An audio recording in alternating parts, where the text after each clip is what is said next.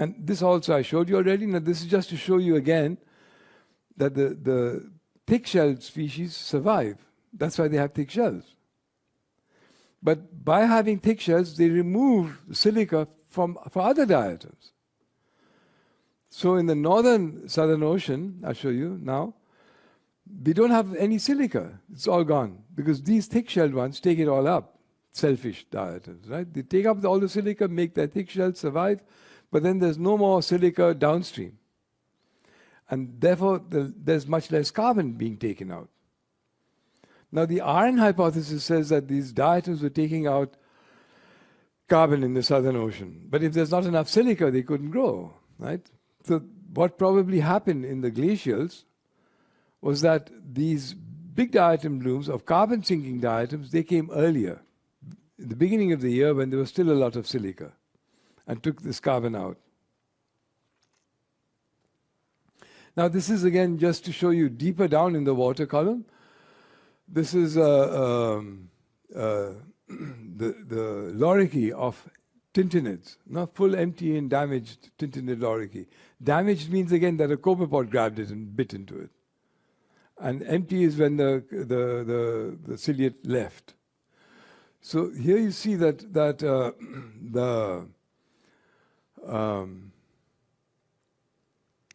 one sec, where's the...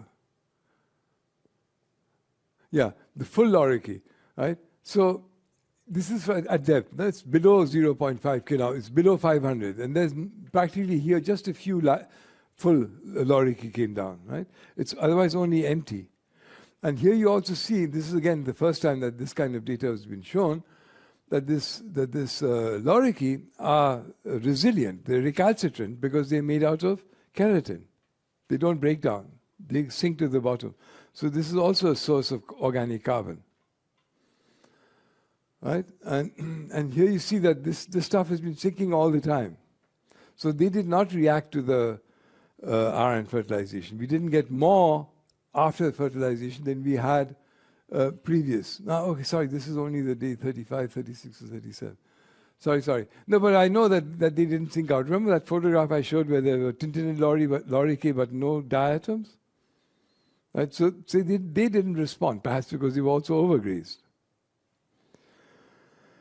Now, this is the copepod, Rhynchalinus gigas, and this is an opportunistic copepod. It makes eggs when it gets food. So this is a female, and this is from inside the patch, and this is from outside the patch, and this is from inside. And here you see that here she was making eggs after getting the food. And here there was no sign of egg production. So it responded. These copepods responded to the fertilization by increasing their productivity. So this just shows you the distribution of nitrate and silicate in the surface ocean. And that's due to these diatoms. And we learned this from this experiment. So we are learning, getting valuable information from carrying out these RN fertilization experiments. Where else would we have got this information from? Okay? Yeah, so nitrate is all over the Southern Ocean, but silicate, there's little silica outside this phase. So if you were to carry out an RN fertilization experiment here, it would be like LOHAFEX, which I'm going to show now. And the LOHAFEX was carried out over here in this blue area. No? And as I showed this one already, this Antarctic intermediate water goes down and takes very little silicate with it, but a lot of nitrate, because that nitrate is not used, because the silicate is missing. Yeah? All right, so then we got the green light and carried out the experiment, and we chose this eddy. No? These are two eddies here. This is a cold core eddy, this one, and this is a warm core eddy. Here you see them again. Now this is the cold core and this is the warm core eddy. And this is over here. Now this is all the chlorophyll coming from South Georgia. Here's South Georgia, and this is from the Patagonian dust. There's a Patagonian dust cloud coming off Patagonia, and there you always have high chlorophyll concentrations. No? Right, and we went over here because we wanted to look at the role of phytoplankton now with low silicate. because we know now what happens in high silicate. Right, so these are the eddies. And this eddy is caused like this, the meander of the polar front goes around this way and then comes around this way. So this water is from the north and this water is from the south. This is cold water and this is warm water. I mean, 1-2 degrees difference at this distance. And here you see them more closely. And this is in January the 25th. We had this nice eddy here, no? And this is the track of a buoy that we put in the eddy to follow it. No? And you see that on 1 month later, this buoy, no, this is our eddy. This eddy had now, they'd left the eddy and gone over there. And I wanted to also do an experiment in this eddy, but I was not allowed to. I was only allowed to use one eddy because there was all this noise for nothing. But we would have learned so much if you could have put some. We had enough iron, we could have done an experiment in this one as well. Then we would have known what happens to the warm core eddies. We would have learned so much about phytoplankton, plankton in general. So this is the circle that we fertilized, and then this went over there. Now, as I showed you here in this previous example here, that this patch collapsed, and then the water from the patch went down here. So we were following that water, right? So we did the first measurements here, and then here it collapsed. That was drama. Now, oh my God, the patch is collapsing. I mean, the eddy is collapsing, sorry. So the patch was moved down here, and then we did the other experiments here. And all this running around is looking for the patch. Where did it go? And then we had all this hullabaloo, I mean, all this noise. And then we fertilized in end of January, and then between the 12th and 14th February, NASA published this satellite image. And this is the LOHAFEX eddy, our eddy, and our patch.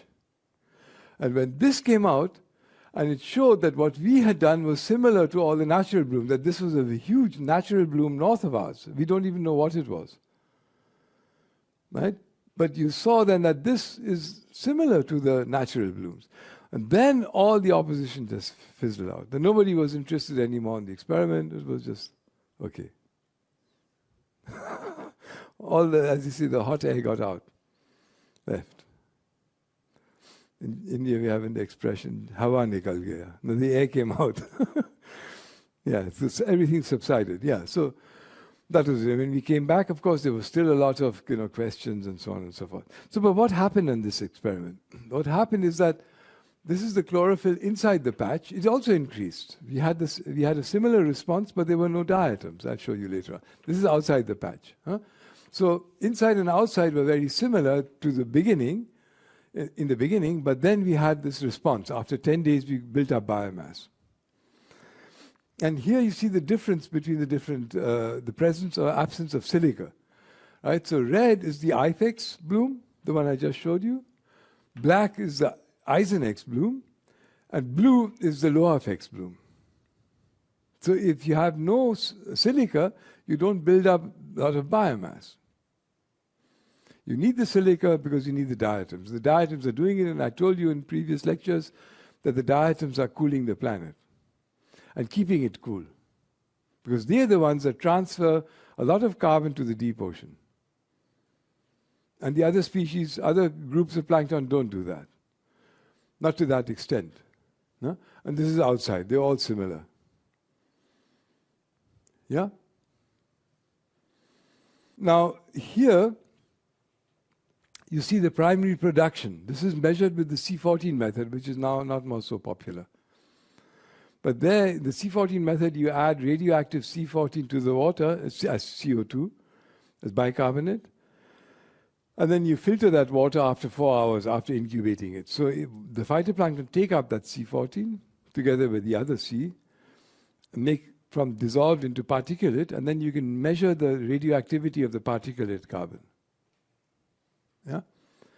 And now you see that in LOHAFEX and in EIFEX, the primary production was very similar. No?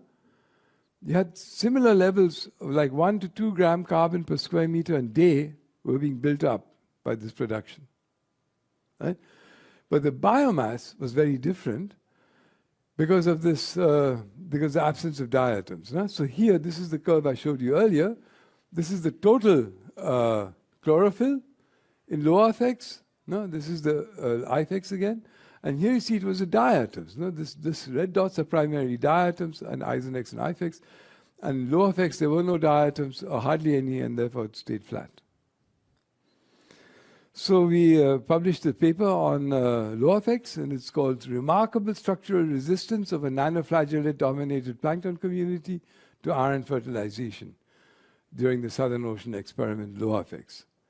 Because there was less perturbation. There was a buildup in biomass, no, here. So this is inside the patch, no, this is outside. So we had a buildup, no, we went from about 7 gram carbon standing stock, we went up to 12, I mean almost doubled, but there was almost no sinking out. And the diatoms here are the orange things here, right? This orange here, this is the diatoms. You see no change, inside and outside. So what grew were primarily these nanoflagellates and coccoid cells, and they look like that. These kind of phytoplankton. No? But we go back again. Here you see also that, for instance, Acantharia, no? They're not even on this because there were none. No? Tintinids are the purple and so on. So we had a different composition also of the heterotrophs, but the important thing is that this was a very resilient, resistant community. It responded, no, the primary production went up, but the structure didn't change. Not like in EIFEX. This is a different kind of ecology these groups have, and you see that here. Yeah, okay, here. I mean, look at this particular flagellate. This is the flagellate cell, and this is its flagella. Can you imagine how fast this thing can swim or jump? It's like a spring, like a coiled spring. So if it senses something attacking it, it just jumps out of the way. It packs a lot of protein because this is all protein, this coil. No? Yeah, so and this is a Phaeocystus with the two flagella and a haptonema you can't see, but this is classic. No? And here again, this is an electron micrograph, and here you see how powerful the flagella are.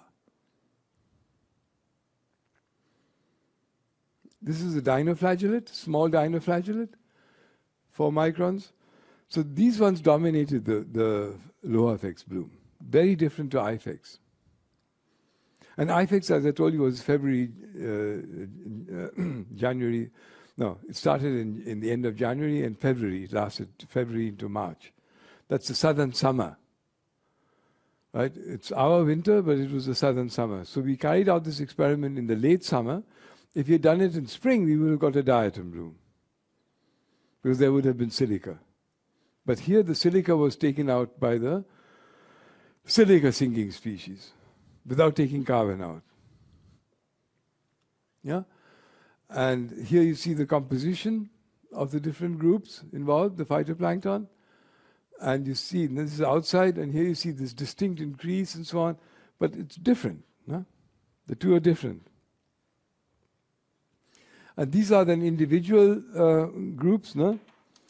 The time courses of the biomass stocks integrated for the 80-meter surface mixed layer and so on. So, but this is just to show you how different species reacted. These are all non-diatoms. The ciliates went this way, so there was more ciliates outside than inside. And here the heterotrophic dinoflagellates were the same.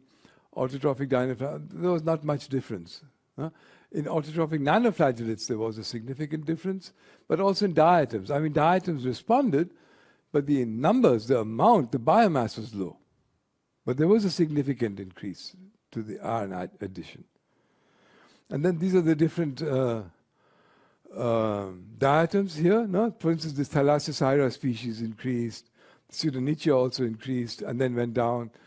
So we got a lot of species-specific information. This Emiliania huxleyi was the same inside and outside, no response.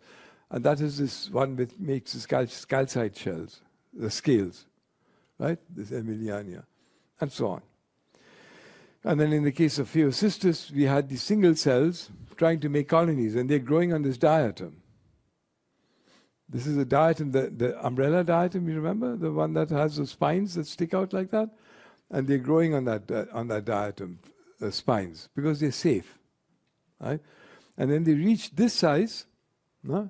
This is also growing on a diatom, but then they vanished. And I think they were all eaten up by copepods, because they were still in the size range where they could be eaten, caught and eaten. And then these are Serratium patagonum, a dinoflagellate that also increased, but not remarkably. And here you see the protozoa, and just to give you a feeling, there are no Acantharia, because, there's no Acantharia here. The same people counted these samples, because there were none, as an example. And here's bacteria, constant low, and then the others that responded or didn't respond. So here you get responses of different species.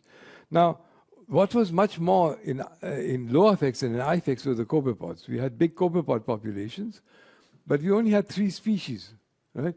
We had this one, the Calanus similimus, and then we had a medium-sized one here, the, what's its name? I've forgotten it at the moment. And then we had Orthona. This is the smallest one. Here, hang on, that's the Orthona. This is the medium-sized one, and this is the big copepod. And they were eaten by, the predator was an amphipod. I'll show you. Now, this I already showed you. This was the forams that we collected in that and during that experiment. Here you see this. You get information on the biology of species, which you don't get otherwise. So this is a fecal pellet of a copepod that was incubated, and you see all these cells that came out of it. We did not analyze what these were exactly. I don't know, but you can see that definitely. And this is also a copepod fecal pellet, and you see how many diatoms alive in it. Fluorescence. They survived ingestion and coming out again. So the diatoms couldn't crack them. And here you can also get a feeling for the size. This is a copepod fecal pellet, and these are the diatoms that went through the copepod gut. But of course, they picked up iron here. So they then divided, because this fecal pellet broke up, and then they divided, and then they produced this stuff. Right? Here's another example of copepod fecal pellet with forams. It has ingested these forams, and they've come out again. And I showed this already.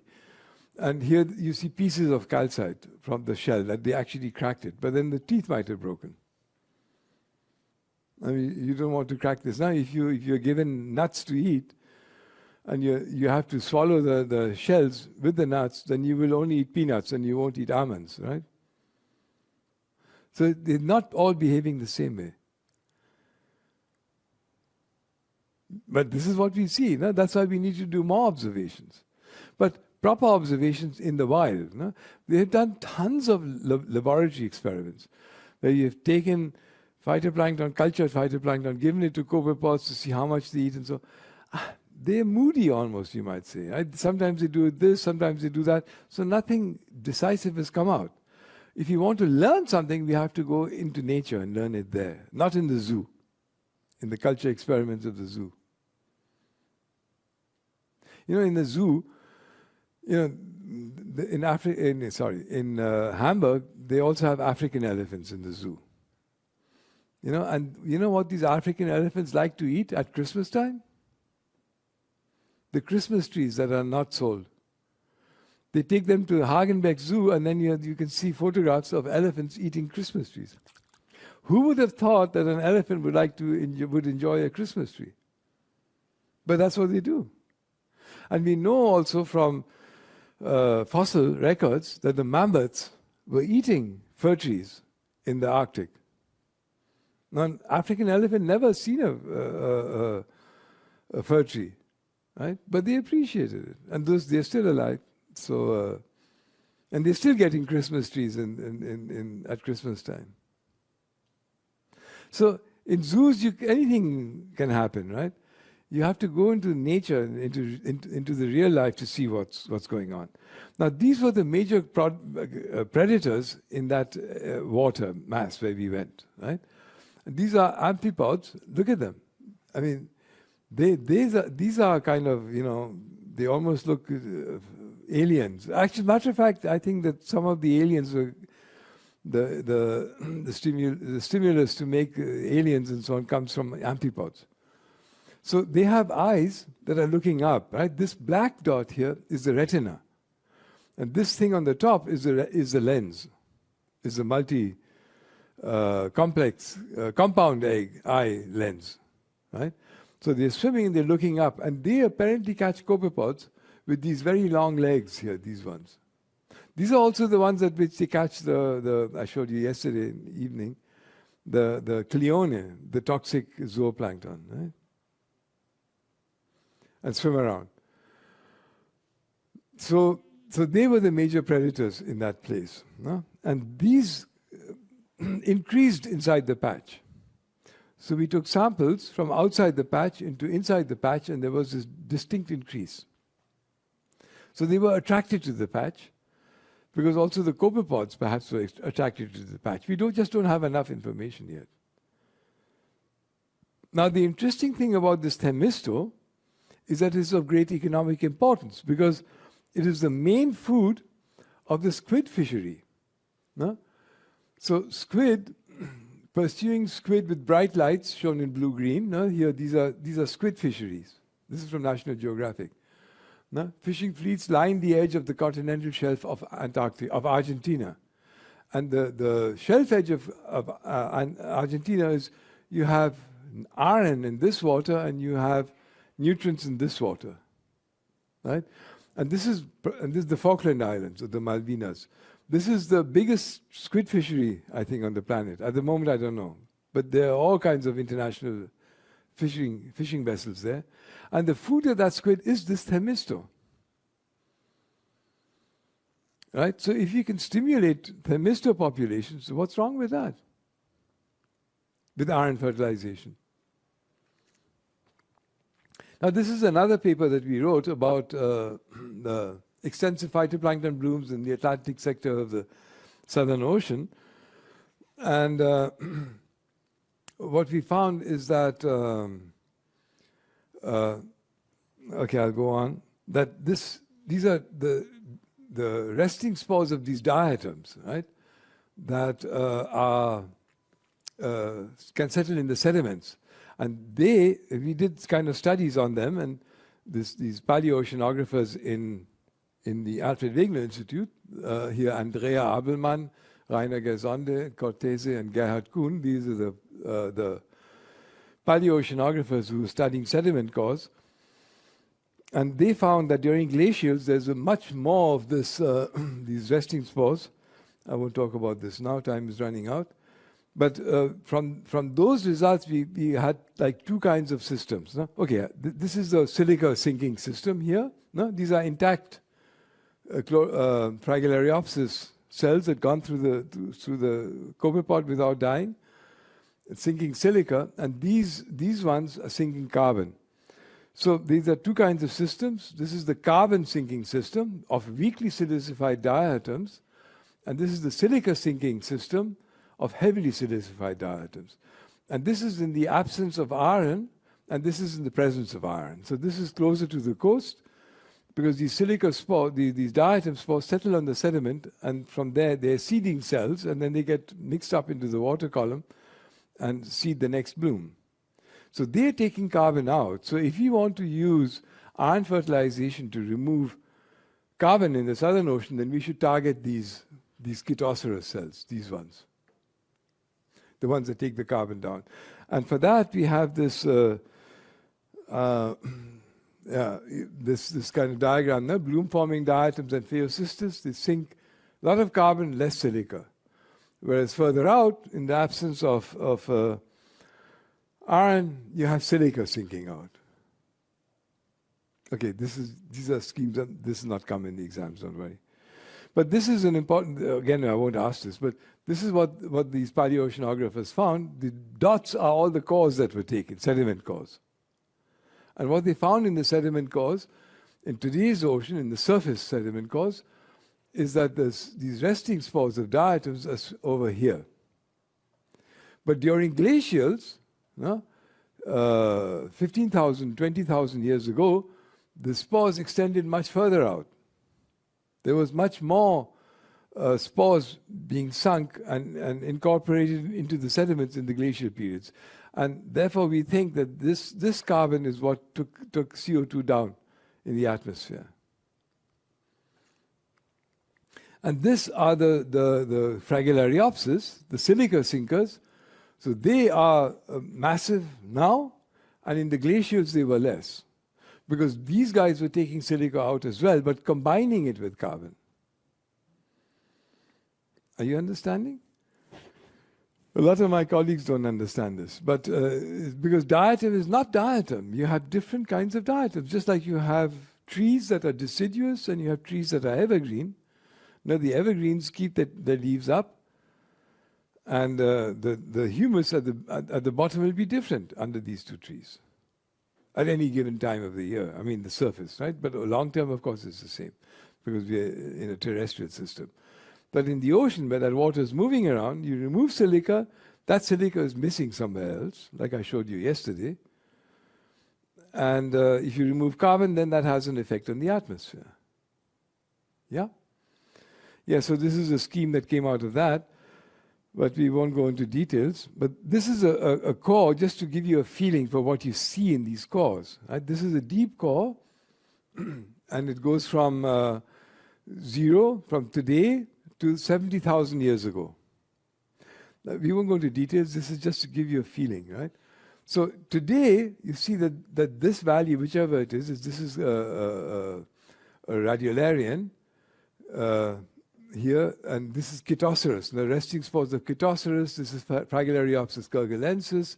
This is biogenic silica in the sediments now, in layers in the sediment of that age, no? Here, and so on.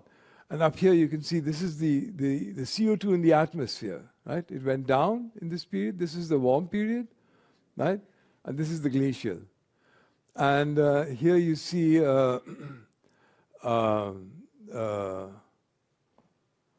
dust. Yeah, this is the dust carrying the iron. So here you see the dust, and here you see iron, right? So you see that in today's ocean there's very little iron in the sediments, but in the glaciers there was much more iron, and in that dust. And then here you see, okay, we leave this out. This is an isotope, delta C13. But here you see total organic carbon, right? So there is this dust is coupled to total organic carbon. Here, no? And then biogenic silica. You see that today, or in the transition from the glacial to today, the biogenic silica was higher than in the glacials. Right? And again, you see that here, biogenic silica. And this is the kerguelensis, no, the one that's sinking it. It was lower in that particular core. That doesn't mean in the Southern Ocean it was lower, but in that particular site, it was lower. But there you had this huge input of Chitoceras resting spores, right? This is the peak in the transition from the glacial to the interglacial. You had this huge thing going on, right? So this is just to give you an impression of, this is just one core from one place, and it just gives you this impression of how things change. So most likely in the glacials, this peak in Chitoceras spores was further in the north, right? And it kind of moved here. And then now, in today's ocean, there's almost no spores coming down. I mean, that you can definitely see. None. But before that, there was orders of magnitude more.